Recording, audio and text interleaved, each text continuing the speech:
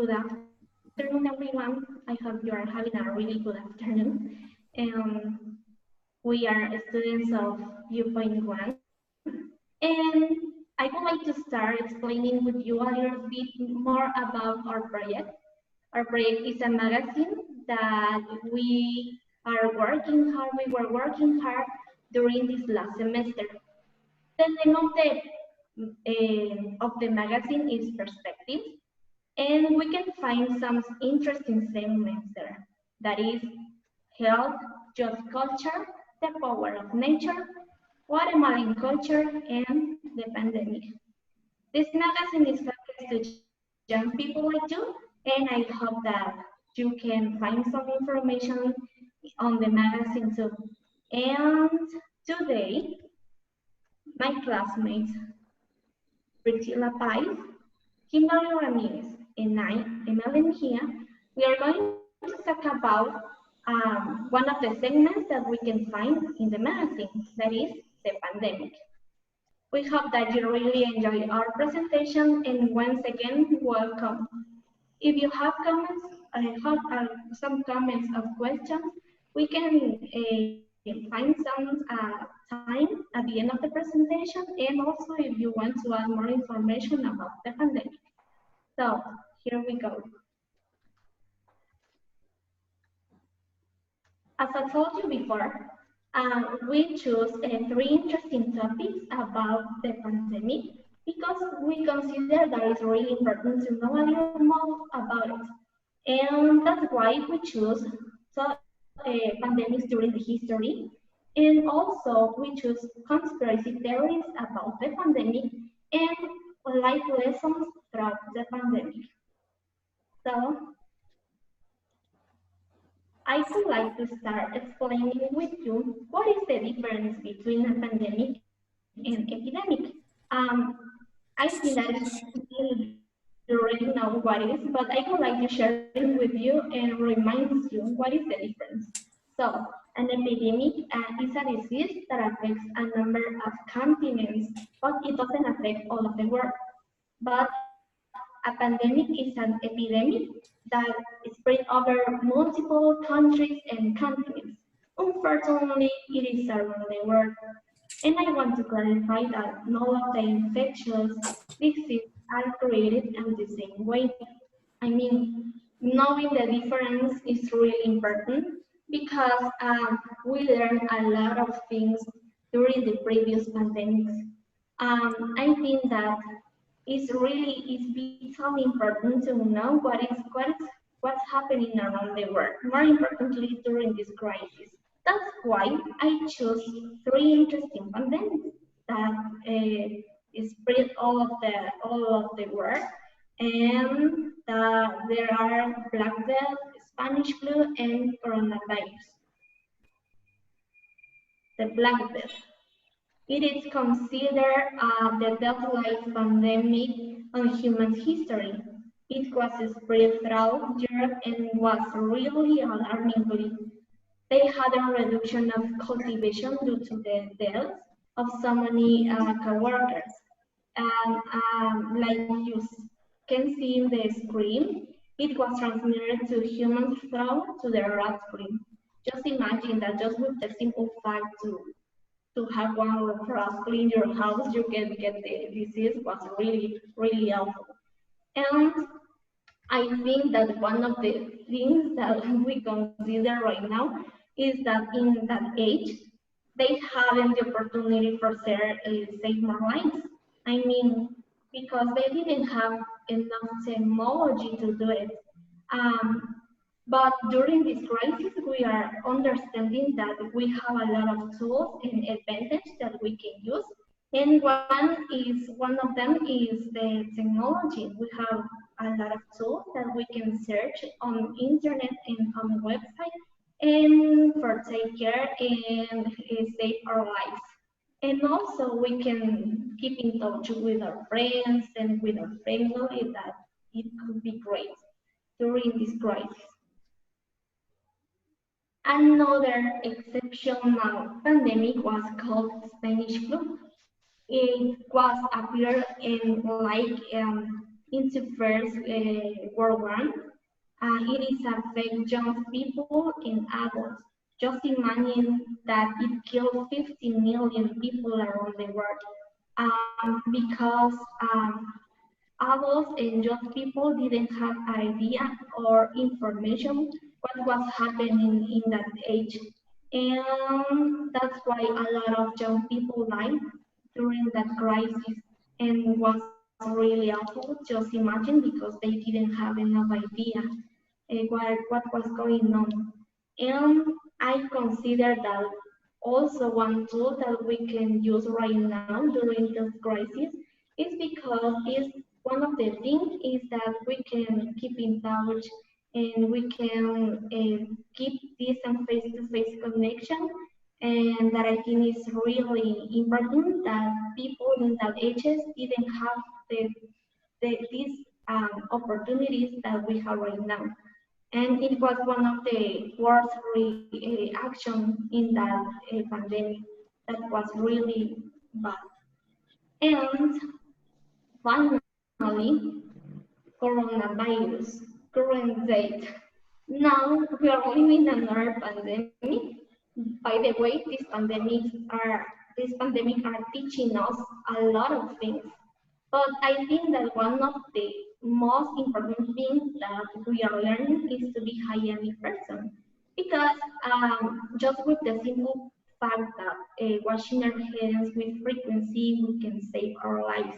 And I think that according to healthcare experts, one of the simple facts that we can save our lives and our family is just washing our hands, washing our fruits with frequency, all of things that we can eat, the one that we want to eat, we can do it, and it's really easy and useful for us.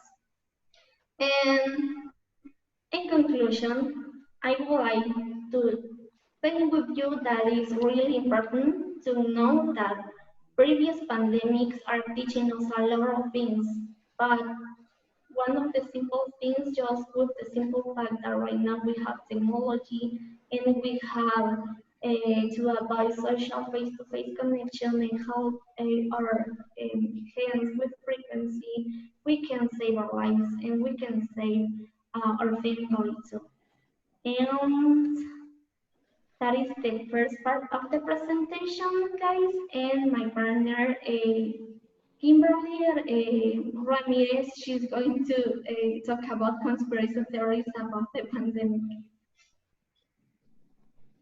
Hello, everybody. Good afternoon. My name is Kim, and today I'm going to talk to you about conspiracy theories, as my friend said. Allow me to.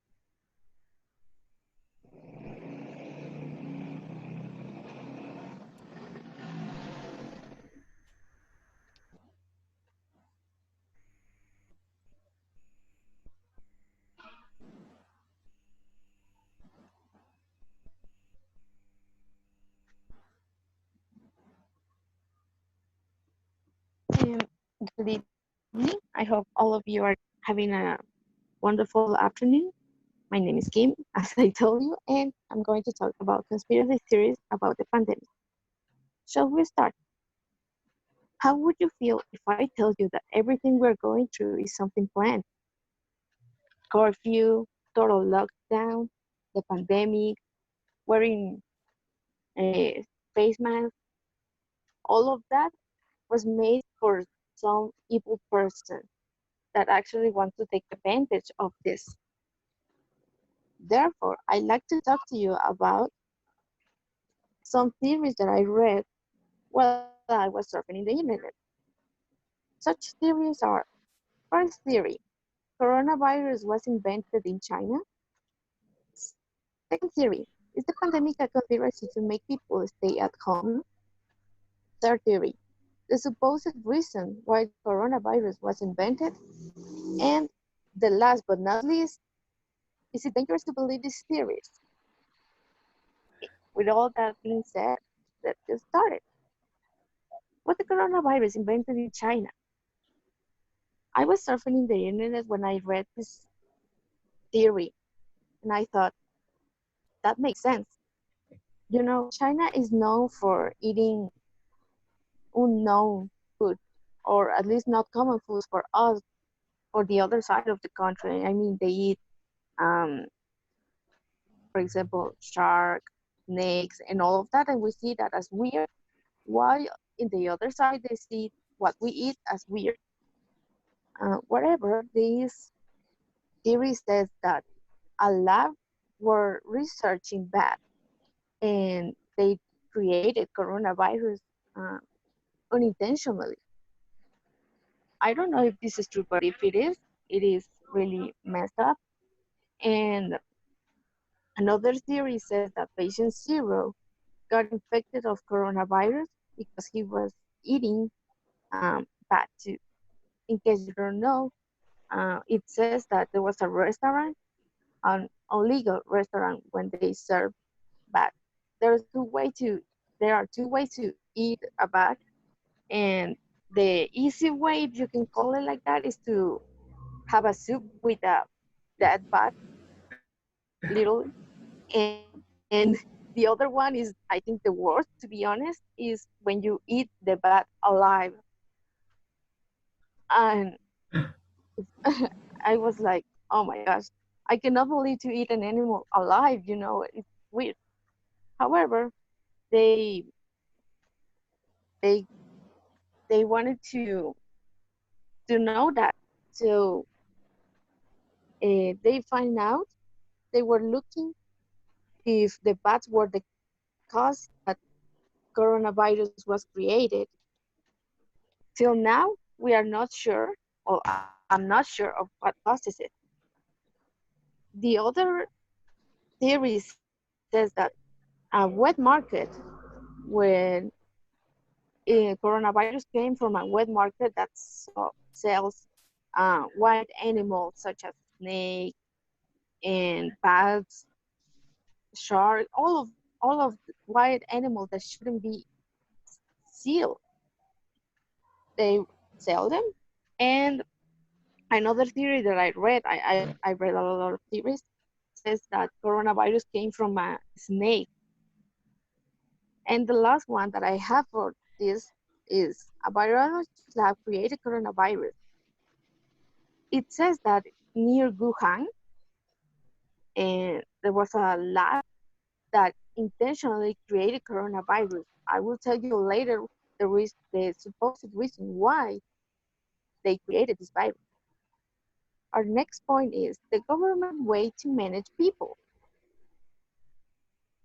Um, I I don't know if this happens to you, but before this pandemic started, how many of us used to go out to a day-to-day walk to a park? Or how many of us went to out just to study or to a job? And this theory says that this is where the government benefits, the government and the enterprises benefits.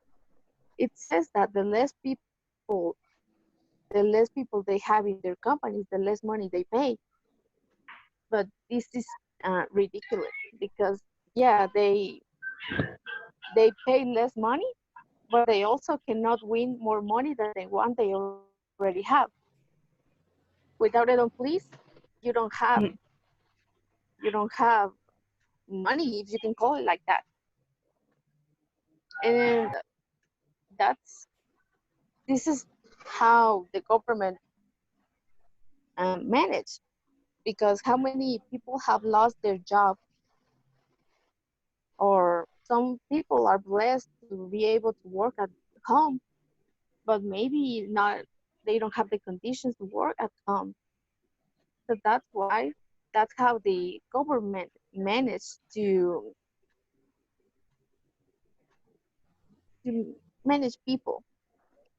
And I don't know if that happens to you, but at least for me, I was used to walk a lot to go to study, and now I don't do that anymore. And I would like to go out. I can't remember the exact date when I felt the sun, and that's how the benefit the government has. Our next point is the supposed reason why coronavirus was invented. The first theory says that coronavirus was invented to decrease population over 17 years old, because as you heard, coronavirus affects the most the people that are over 17 or 16, basically the old people.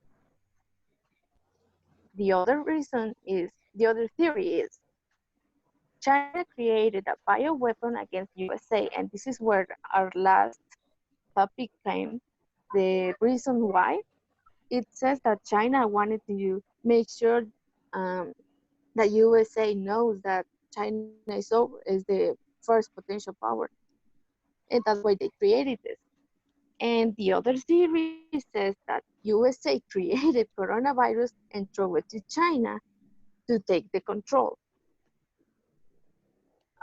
Even now, we don't know what is true, and I don't know what is true. All of these are just theories that I've read. We do not believe them, or if you want to believe them, but be careful. And our last topic is it dangerous to believe these theories? I wouldn't say that they are dangerous to believe. I mean, you can believe whatever you want. You can do whatever you want. You're a human being and you're free, thanks to God. But the problem came if you believe so much a theory that you want to everyone else around you believe the same thing that you do. That's where the bad thing came. Because you cannot make another people to believe or understand you or follow you. And also, you can be 100% certain that this is true because we don't have no proof. We have no proof, no evidence of any of this. Even now, we don't know how coronavirus was invented or how it spread. And that's my last advice is just to be careful for whatever you see or read in the internet. You cannot believe everything you see or read, okay? Okay, thank you. Thank you for paying attention. I really appreciate that you came here, and I would let you with my partner, Priscilla. She's going to talk about how our life have changed for the coronavirus.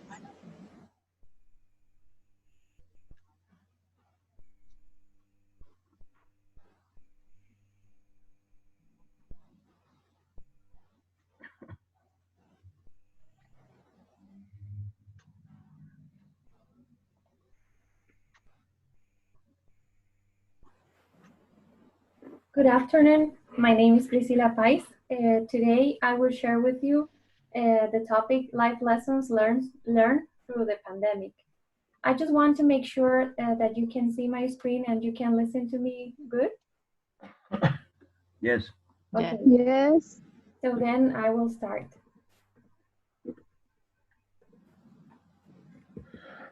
I remember when coronavirus was just news or threats and something that we thought it was unreal and it was unbelievable and was far from us.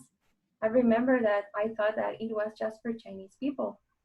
And also I remember one person saying that he was sick of listening about news and reading headlines about coronavirus. And then I just remember one time that I was very upset or I was a little bit mad because I was checking my social media, and a lot of people were sharing some memes about coronavirus and Chinese people, which were very unsensible for me.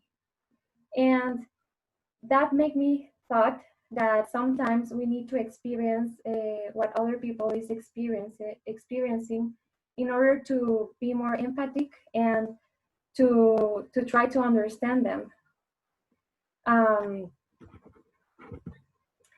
I think that the crisis that the entire world is experiencing is moving our hearts, is breaking boundaries and making us more humans. And although the pandemic is causing havoc, Being in this side of the coin, I mean experiencing this pandemic for our own, is forcing us to learn valuable life lessons. So that's why today I will share with you, and I will open my heart, and I will share with you some life lessons about vulnerability. The second is about priorities, how my priorities have been changing. And the third one is the perception that I have now about our economy. So first of all, we are vulnerable because we are human beings. Vulnerability doesn't mean to be weak, but it means that means that we don't have control about everything that is happening around us, or even everything that is happening in the world. Before this pandemic, I think that as human beings, we thought that we were on top of the world and that we were the most powerful beings in the world. And sometimes that feeling make us take bad decisions and make us overcome the boundaries that nature have put on us. And even though the science have been developing day by day, now we know that the boundaries that mustn't be overcome. And I learned with this is that we should respect nature. And I remember a couple of times that I was reading, and I was looking for some environmental movements before this pandemic that were fighting against pollution, about global warming, and fighting against extinction of different animals and beings of our world. And I remember that in spite of their efforts of changing something in our world, in our consciousness, I think that anything was changing. Our collective consciousness were not changing. So that I thought another life lesson, that is that we should respect nature. And now with what we are facing, I think that we are more aware of what is happening in our world. And it's because if we don't do something right now, and if we don't change our way of living, I think that we don't know what is going to happen next. I mean, this pandemic is something uncertain, but I think that maybe in the future, more things that will be uncertain can happen if we don't take action of our way of living. And also, I think that vulnerability means that we need each other. From us, that we think that we are the most powerful beings in the world, to the most tiniest beings in the world. So I think that we need each other. We need to be aware that we should respect nature. We should take care of about water, or we should take care about our soil and about animals. And also, I think that this year and what we are facing right now have been teaching a lot of lessons. And for me, I have been taught that what really matters, and I call them priorities. So I think that now that we are facing different situations, I don't know how are you experiencing quarantine in your house or in your home, but as for me, I think that I have been thinking a lot of things that matters, a lot of things that are very important for me now. And those are, first of all, I think that the moments that I had experienced with my family, those moments are not going to come back. And now I can say that I am trying to be more consciousness about the value that my family have for me, and because everything is just about pictures and everything is just about memories. But I think that we should take advantage of our time also, We should take advantage and share quality time with our families. Unfortunately, now we are listening in the news and the president talking every day about a lot of people that is sick and a lot of people that is dying around us. And that with that, I have learned another life lesson, another valuable life lesson, and is that life is very important. And life is, for me, life now is a gift from heaven. Before this pandemic, maybe we were living in monotony and just getting out of our homes and going to our works or to our studies places, but not giving thanks for the life and the health that we have every day. So I think that this quarantine is shaking the world, but also is shaking my mind. And this pandemic is shaking and is reorganizing my priorities. Also, I think that the perception of our economy has been changing nowadays. I think that there will be a before and after this pandemic in our economy and in our society. I remember before this pandemic, some people complaining about their jobs, um, the work environment, and I think that this is reasonable sometimes. But what is not reasonable, I think, is to be just to look just the bad things in everything that we do every day. I think that that when we have everything, we take us a chance to complain and not to be thankful about the things that we have and what is surrounding us. Nowadays, we have been seeing a lot of people that is working there, out of there in the front line. For example, in this picture, we can see the people who is working in food services or who are working in different places, for example, in supermarket.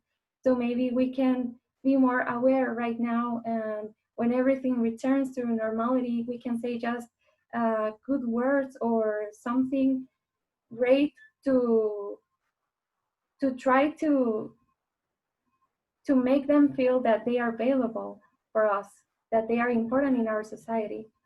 And also, I remember that some owners of companies, I have heard some complaints about it, saying that their employees or complaining about their employees. And I think that in this pandemic, we have learned, or I have learned, that everyone is important in this world and everyone is important in this society.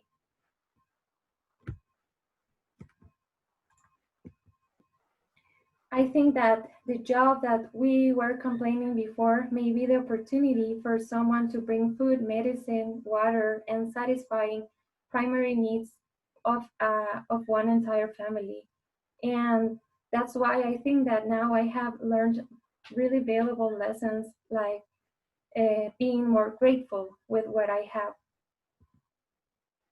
So to conclude, I want to ask you first, what is your perception in this crisis? And what is your attitude in this crisis? I think that even though it's very difficult to face this situation and face this pandemic, I think that the world wouldn't be the same before this. And I think that for me, or as me, I wouldn't be the same person as I was before the pandemic. Um, we have listened to all the history about the pandemic and all the conspiracy theories about it. And also I have shared with you some life lessons. And what I want to say to conclude is that we should learn about every crisis. It can be a turning point of your own life, to your own world.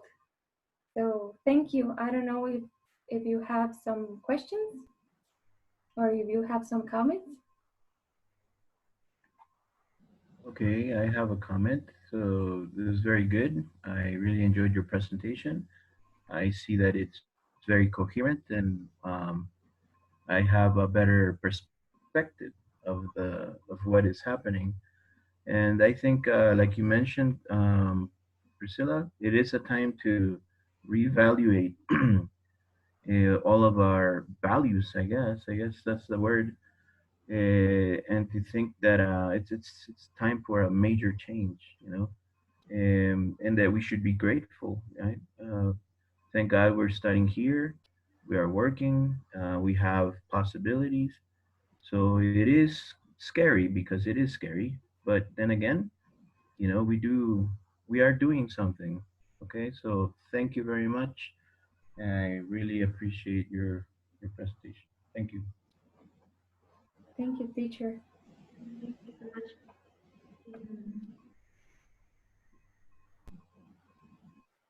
I don't know if someone wants to comment or ask something.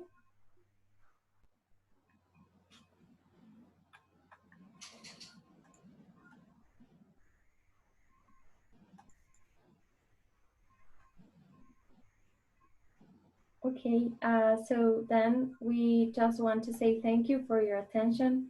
Thank you for taking the time to be here with us and sharing our thoughts and listening to our thoughts is very valuable for us. And we hope you had a great you have a great afternoon. Thank you. Thank you. Thank you for spending your time with us. Thank you. Have a nice day. Bye. Thank you. Bye. You too. Bye.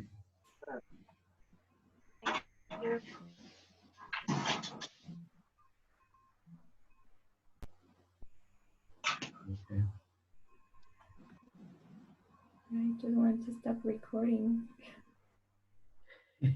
So now you know how I feel. Yes.